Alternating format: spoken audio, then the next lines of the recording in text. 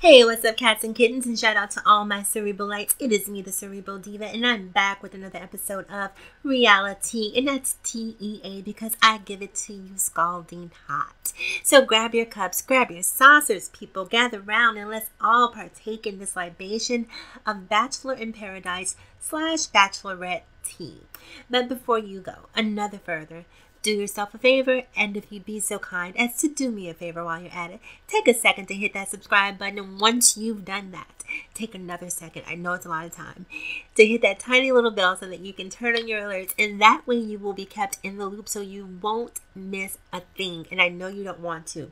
So, we're going to talk about this saga that's happening between Demario and Corinne off the Bachelorette, Bachelor in Paradise, and this whole debacle that's happening. So everyone knows by now exactly, I shouldn't say exactly, but we have an idea of what happened, an idea of what transpired, and that is a lot of alcohol was involved. And here's one thing, okay, so let's hypothetically say Corinne was drunk, right?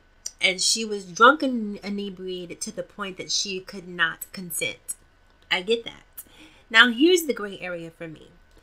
If she's intoxicated to the point that she can't consent or use reasonable and rational judgment, and Demario is intoxicated as well, can his intoxication be a defense for him that he's intoxicated or inebriated to the point of not being in his right frame of mind? So if you have two intoxicated people making poor decisions, why does one person's bad decisions subvert another's bad decisions? That's just me playing devil's advocate because I don't really understand exactly what's happened there. But there's some new information that's coming out. Give me just 1 second, you guys, here. Okay, now before I get into this, if you don't want to hear the gory details, you might want to pause or walk away or turn the volume down because what I'm about to read gets pretty explicit here. And this is coming courtesy of the Daily Mail. And this is one of the producers giving their take on exactly what happened. One of the producers from Bachelor in Paradise. And this producer says, Corinne and Demario found out when they arrived in Mexico that the storyline would involve the two of them hooking up. So they decided to hang out and get better acquainted. Okay? They also say soon they decided to go swimming, and when they climbed into the jacuzzi, they were both loaded. Corinne proceeded to remove her bathing suit, and things got increasingly sexual. There was hugging and kissing and touching, but before long, she seemed to go limp and was sliding under the water. Demario kept trying to hold her head up at the same time he appeared to be having intercourse with her.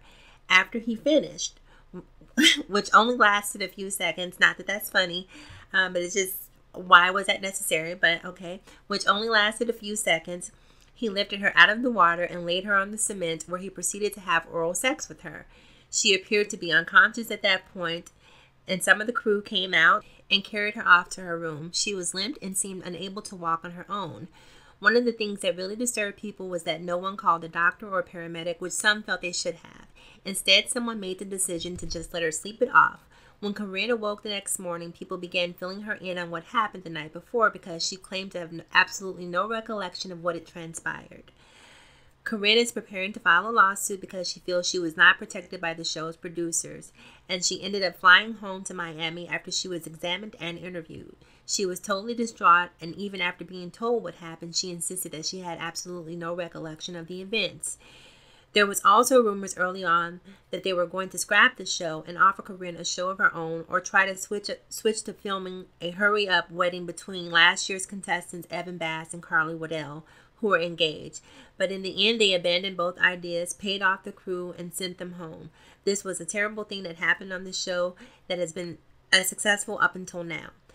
So, you know what? Here's where I am with this. Until I see actual footage, I just can't have an opinion at this point because, you know, at one point, as a woman, I understand exactly what she may be feeling. But also, I can't vilify Demario because I feel like even though I don't like him as a person, it's wrong for me to just automatically assume the worst about him just based on what transpired on The Bachelorette. You know, he was put in a position or put in a controlled environment that these producers wanted to facilitate this sort of behavior. And that's why I think that ultimately, if Corinne does sue someone, it should be ABC and the producers of this show, because, you know, they are trying to get the most they possibly can out of these people by getting them drunk and having them let down their guards. And this is what happens when people have absolutely no consciousness in terms of their decision making. So, you know, this is what you guys wanted, and this is what you've gotten.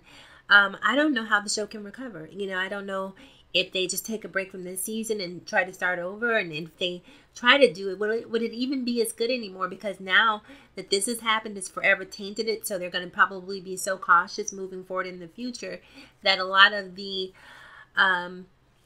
debauchery, the hedonism that made the show interesting before will be absent in future episodes if they decide to move forward.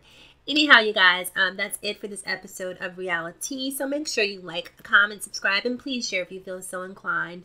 Remember to follow me across all social media platforms: Facebook, Instagram, Snapchat, and Twitter.